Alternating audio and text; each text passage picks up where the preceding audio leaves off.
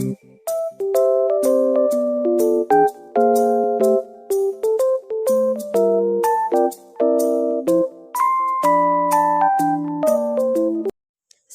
warahmatullahi wabarakatuh. Puji syukur kita panjatkan kehadirat Allah Subhanahu wa Ta'ala, karena Dialah yang membawa kita dari alam kegelapan menuju alam yang terang benderang. Dan tak lupa pula kita kirimkan salam dan salawat kepada baginda Nabi besar Muhammad Sallallahu Alaihi Wasallam. Baik, langsung saja. Perkenalkan, nama saya Nabila selaku moderator sekaligus pemateri.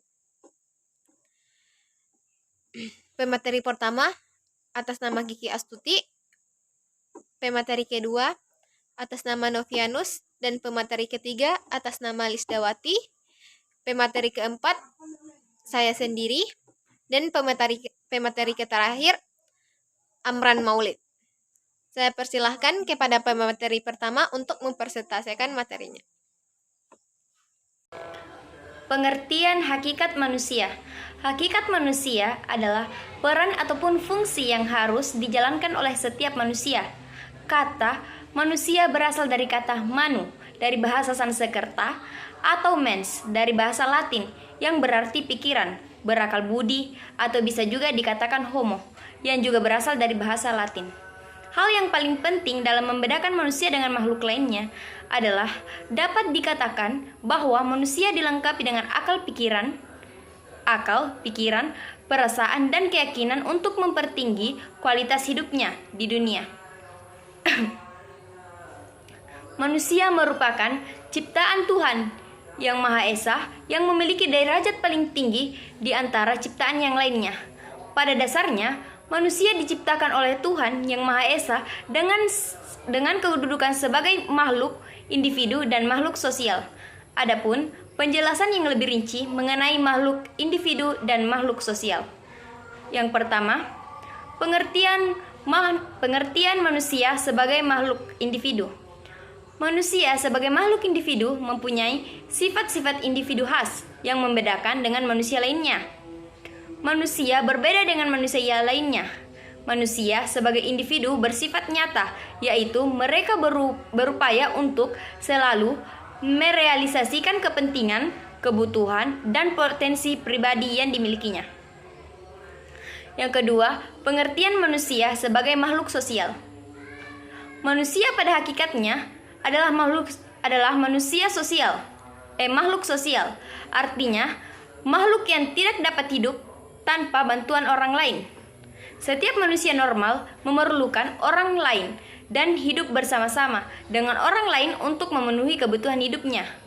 Kenyataan ini sesuai dengan pendapat Aristoteles menyatakan bahwa manusia adalah zoom politikon, yang berarti selain sebagai makhluk individu, manusia juga termaksud dalam makhluk sosial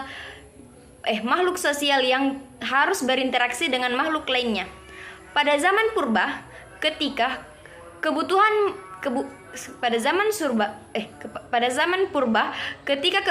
belum lengkap, manusia sering memenuhi kebutuhannya dengan membuat dan mencari sendiri.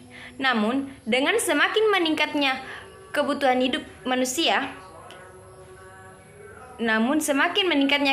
hidupnya, manusia membutuhkan orang lain untuk Assalamualaikum warahmatullahi wabarakatuh. Perkenalkan, nama saya Novianus. Akan melanjutkan materi tentang bagian kepribadian bangsa Timur. Kepribadian diartikan sebagai suatu pola sikap yang mencerminkan sifat atau karakter seseorang dengan lingkungannya. Kepribadian bangsa Timur dapat diartikan sebagai suatu skip yang dimiliki oleh suatu negara yang menentukan penyesuaian dirinya yang unik terhadap lingkungannya. Kepribadian bangsa Timur pada umumnya mereka merupakan kepribadian yang mempunyai sifat tepo, seliro, atau memiliki sifat toleransi yang tinggi. Dalam berdemokrasi, bangsa Timur umumnya aktif dalam mengutamakan aspirasi rakyat. Seperti di negara Korea, dalam berdemokrasi mereka duduk sambil memegang poster protes.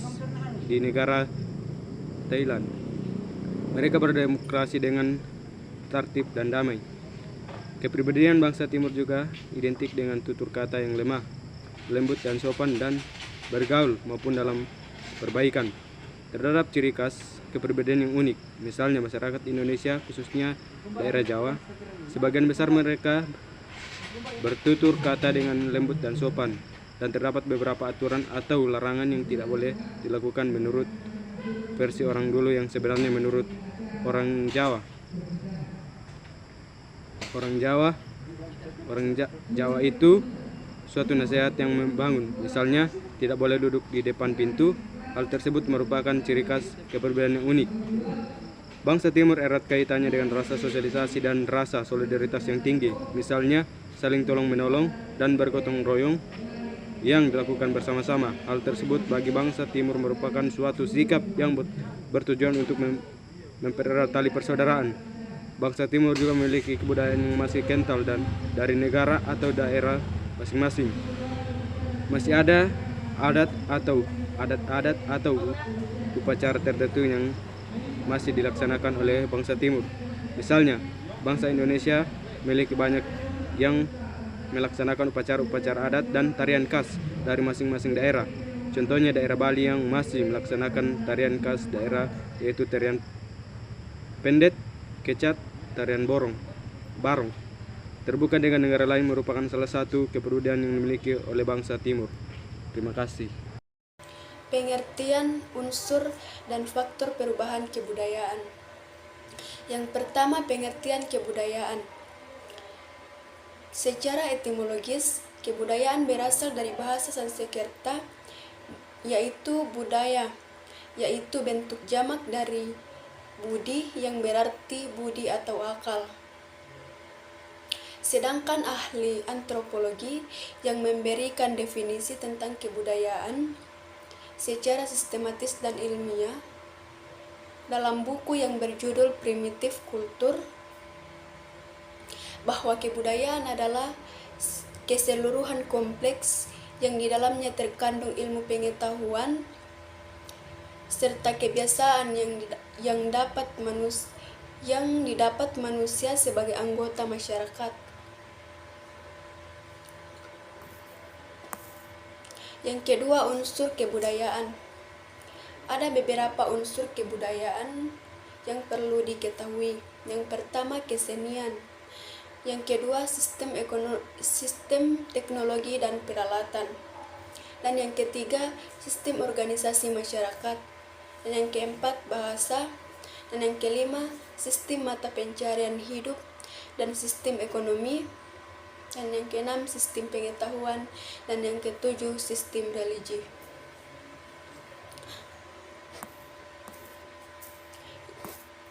Faktor perubahan kebudayaan.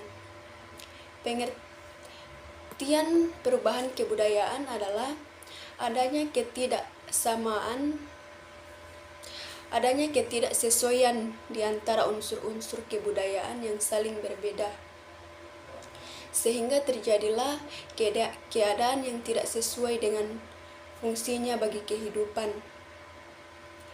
Perubahan kebudayaan terjadi dalam suatu bangsa tidak luput dari faktor-faktor yang mempengaruhi. Ada beberapa faktor yang mempengaruhi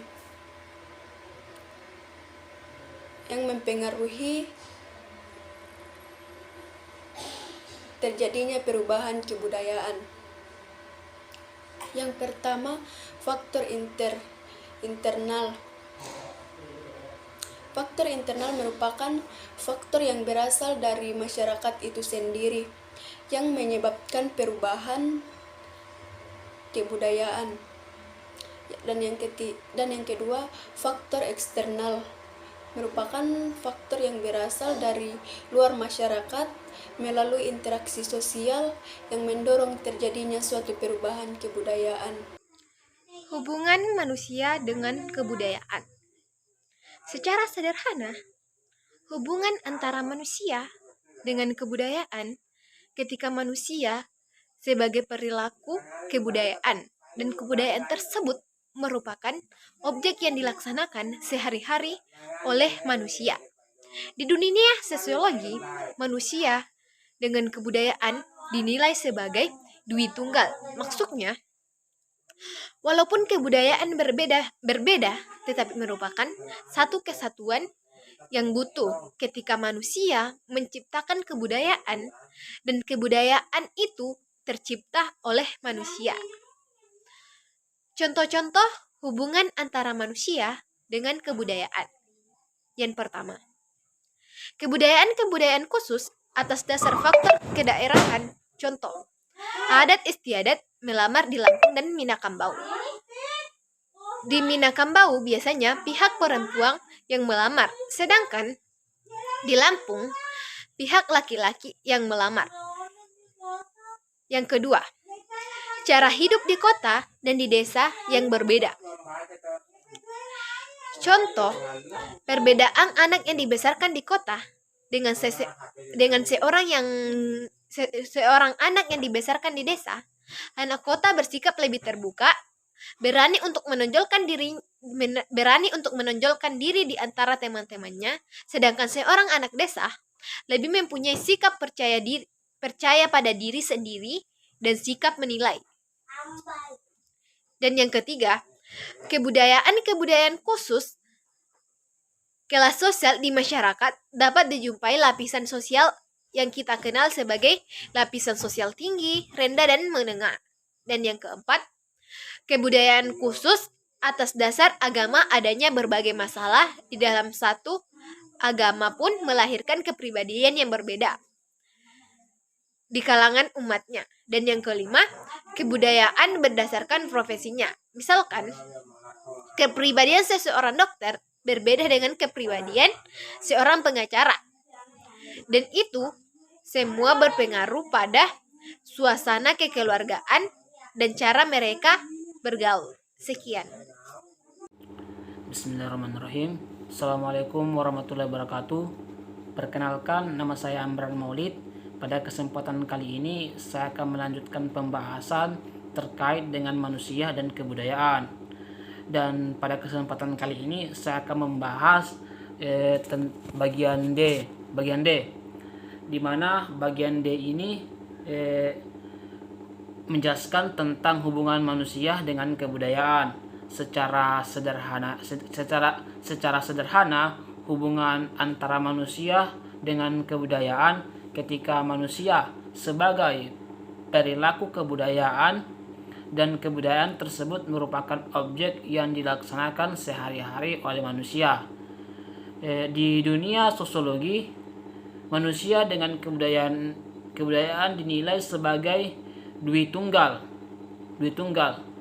Maksudnya dui tunggal, walaupun kebudayaan berbeda, tetapi merupakan satu kesatuan yang butuh ketika manusia menciptakan kebudayaan dan kebudayaan itu tercipta oleh manusia.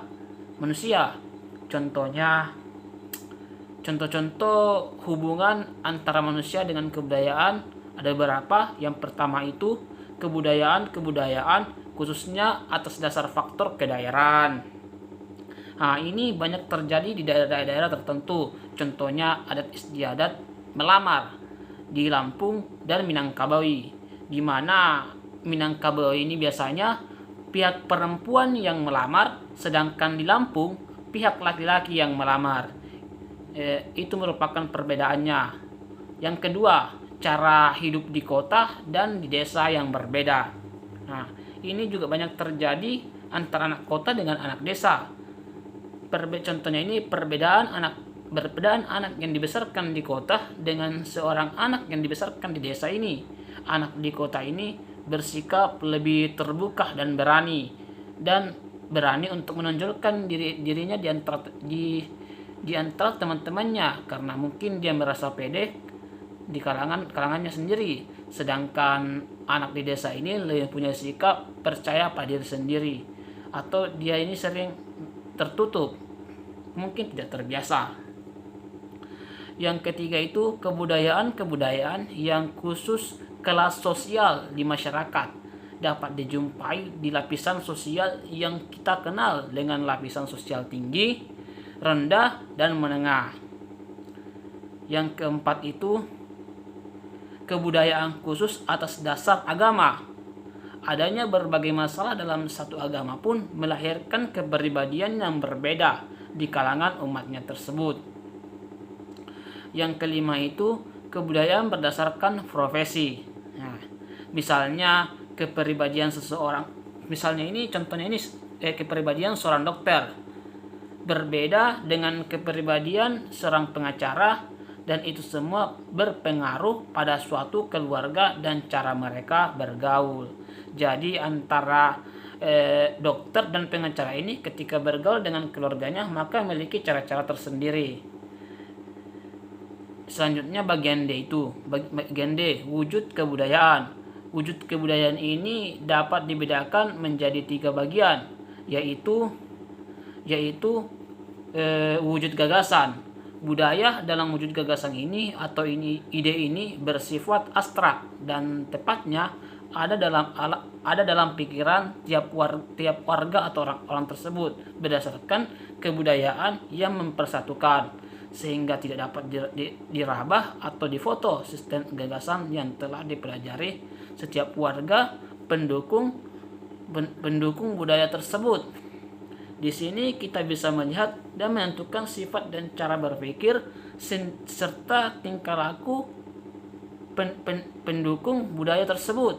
Gagasan-gagasan inilah yang akhirnya menghasilkan berbagai hasil karya manusia berdasarkan sistem nilai, cara berpikir, dan pola tingkah laku wujud untuk berbudaya tersebut.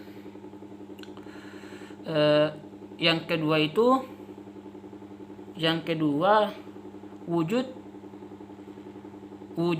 wujud perilaku, aktivitas. Budaya dalam wujud perilaku, pola.